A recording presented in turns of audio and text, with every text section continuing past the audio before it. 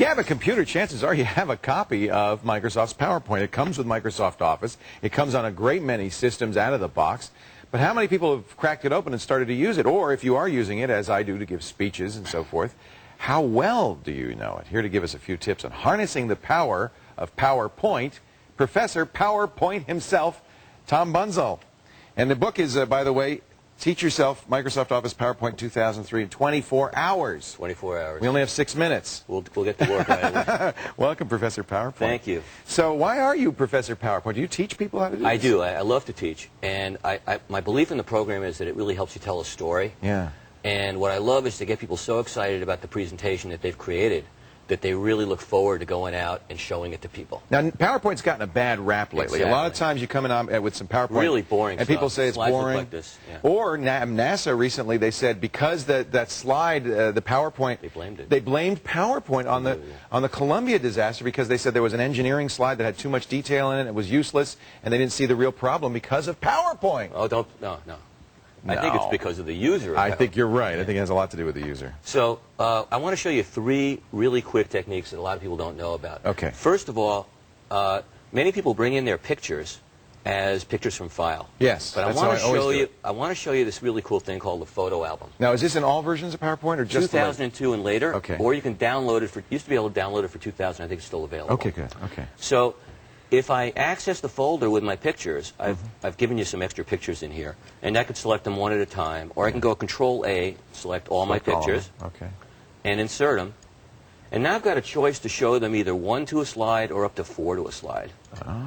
And I click on Create, and look what happens. I already got a presentation created. A quick way to do that. Yeah, and now what I can do is I can quickly give it a nice design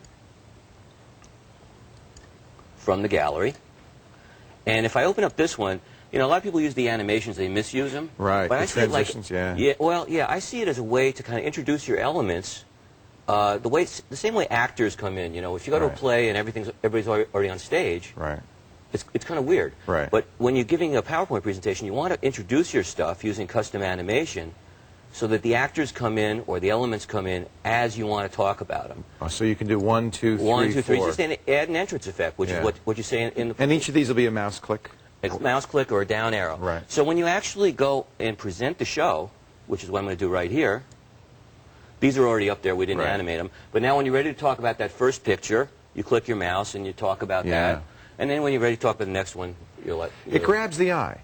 Exactly, and it makes it more natural. And of course, you can bring in 40 or 60 pictures at a time. And if you're doing if you've got a digital camera and you download a bunch of pictures into a folder, let's say you're doing real estate if you're a professional or you're a student, like you were saying before, you've got a bunch of pictures. Look, your presentation's ready in 5 seconds. Right. Then you could just add the text, the bullet points, whatever. The bullet points right up. Yeah. Now, in terms of other kinds of content, I'm going to create a new slide with Control-M, and I'm going to make it a content slide. And something that a lot of people don't know about in PowerPoint are these diagrams. Yeah. And this is really pretty cool. I mean, imagine a boring title and bullet slide. Right. But instead, you're going to make it a cycle diagram. And we'll talk about a cycle. Oh, look at that. You can talk about a cycle like, okay, let's say we load Windows. Yeah. And we get a virus. There's a cycle. And we... call for help. Call for help. Actually, the one I was going to say is... Pray for it. Or instead of say, I was going to say, see you, my shrink. Oh, look how you added another one very easily. There's a diagram toolbar down here to do that. Insert shape. And I want to show you what this toolbar can let you do. I mean, this thing already looks pretty good. I'm going to make it look a lot better. I'm going to put a fire design on this. Ooh. And there you go. Now, if you decide that your diagram would be better as another kind of diagram, you can go and change it immediately to any of these. And you can make it a pyramid. Interesting. Yeah. And then, depending on what fits your concept, you know. And with custom animation, you can, again... You could build the pyramid. Build with the pyramid. Wow. And make an entrance, make it dissolve in. Now, here's another secret about custom animation. Right now, it's dissolving in as one big unit. Yeah. Anytime you think you can tweak an animation, all you got to do is go into here where they have effect options. So because it's a diagram, it knows that we can make it go as a pyramid up and down. So now we can make... Look at that. Now that's a great effect. And it's so much better than if you had a title and 4 bullets talking about this particular feature or thing that you want to discuss. And I want to show you one more thing. This is an amazingly powerful tool. I think that's part of the problem is there's so much in it that you don't see it all. Well, a lot of people say to me, you don't need a book to learn PowerPoint. Absolutely true.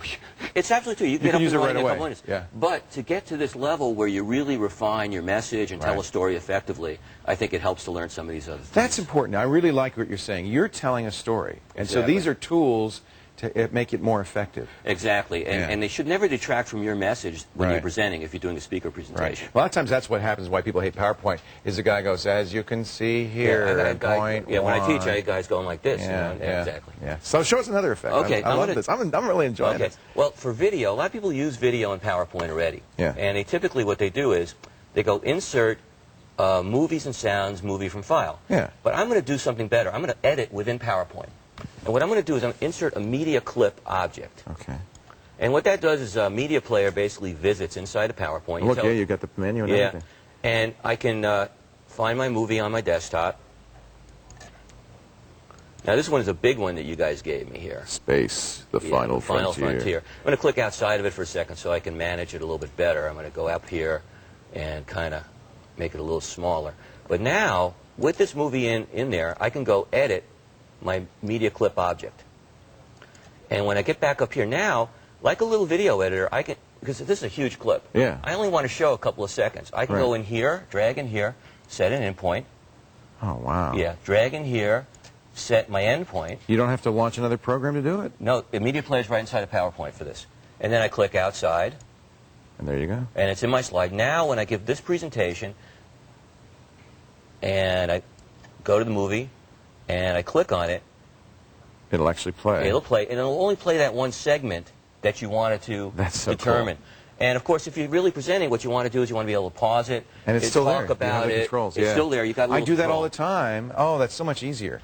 Show us real quickly the auto content wizard. Okay, this is for new users. Okay, cool. Good way to start, in other words.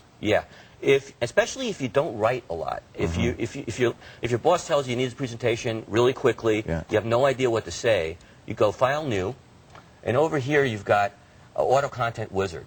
I think Microsoft added this in the last couple of versions, and I really like this. It's fantastic because when you go through it, you get a choice of all these boilerplate presentations. More than a template, though. It actually tells you what you should do. Way more, because it's content. Because when I'll just go through one real quick. I'll pick a business plan here.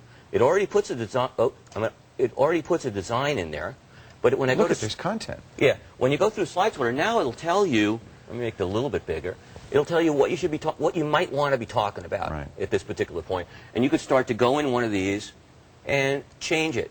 So you might want to. They'll cue you. You want to talk about your past marketing stuff. You can just delete that and put in your own material. But you know what kind of material should go in. And especially if you're not a writer, it'll give you some ideas. I've heard people complain saying, "Oh, this rigidizes everybody," but you don't have to use this. You don't have to. You don't have to pigeonhole yourself into what it gives you. In fact, I think what's really cool is that it gives you a certain basis, and then you can expand wherever you want to go. Is everything you just said in here? And more. Believe it. And more. And there are actually a couple of tips we didn't get to that are on our website, techtv.com/call-for-help. But the book, I'm going to read it. Teach Yourself, Microsoft Office, PowerPoint 2003 in 24 hours. I probably won't be able to get through it in 24 hours, but I definitely, well, maybe not nonstop. You can email me. You can call me. I'll ask Tom. Hey, we're going to have you back if you'll come back. I'd love to come back. There's so much more in PowerPoint, and I think this is such a great tool to know how to use. Thank you so much. Especially for kids in school. I mean, really. The PowerPoint Professor, Tom Bunzel. Coming up next, we're going to put today's Wired World contestant on the hot seat for a chance to win some